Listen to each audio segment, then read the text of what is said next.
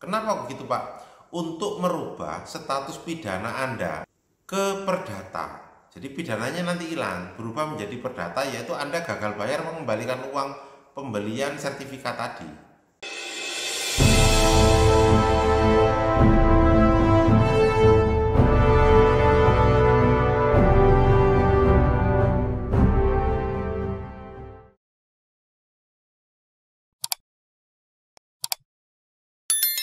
Ya, masih dengan saya Ahmad Junaidi.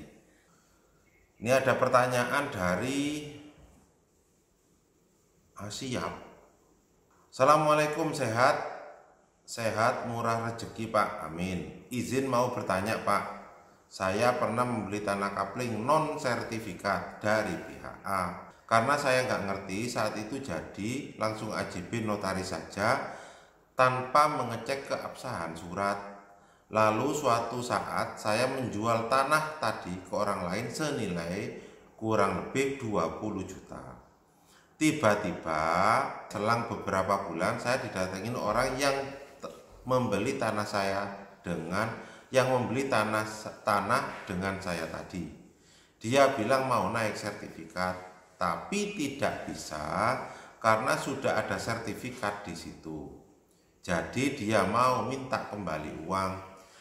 Pertanyaannya Pak, yang beli tadi mau nuntut saya. Apakah saya bisa dituntut atau bagaimana Pak? Karena untuk mengembalikan saya tak punya uang dan saya pun merasa tertipu. Caranya ada beberapa. Yang pertama, tadi kan belinya 20 juta. Kembalikan dulu, bikin kesepakatan pengembalian yang dicicil. Contoh, 20 juta dicicil per bulan 2 juta atau 1 juta atau berapa. Setelah itu bayar 1 atau 2 kali. Kenapa begitu Pak? Untuk merubah status pidana Anda ke perdata. Jadi pidananya nanti hilang, berubah menjadi perdata, yaitu Anda gagal bayar mengembalikan uang pembelian sertifikat tadi. Itu prinsipnya.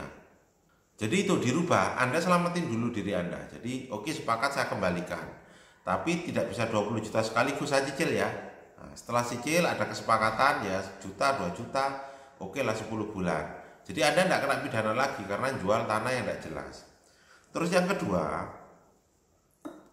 Anda laporkan A yang telah menjual tanah kepada Anda, laporkan. Nah, atau seperti ini satu opsi juga ya. Opsi yang lain, Anda laporkan A ya kepada penyidik, Anda bilang bahwa tanahnya sudah saya beli. Caranya B, sampean ajak ke kantor polisi untuk lapor bersama-sama, melaporkan A sebagai penjual. Caranya gitu. Jadi biar Anda tidak kena pidana. Karena ketika Anda kena pidana masalah. Prinsip hukumnya gini, Anda kan korban di sini. Anda korban tapi bukan pelaku. Nah, caranya karena Anda sebagai korban, Anda harus lapor.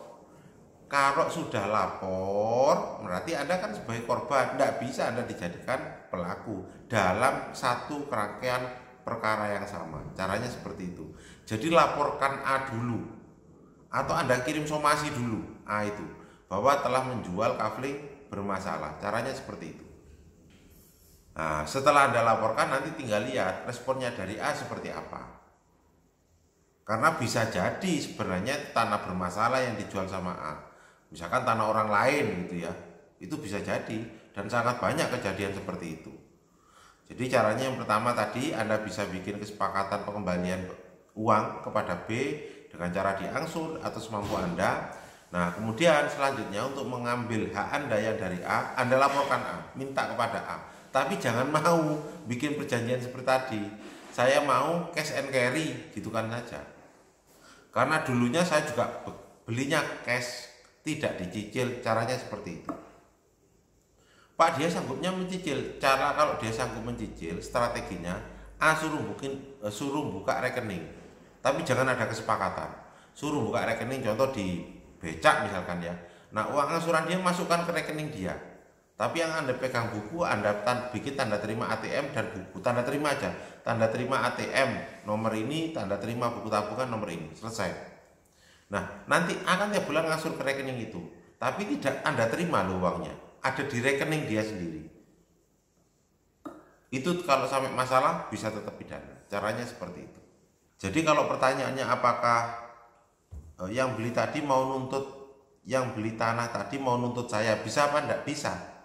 Tetapi Anda merupakan korban dari pelaku yang lain. Nah, itu yang harus Anda tuntut dulu sebelum Anda dituntut orang, gitu caranya.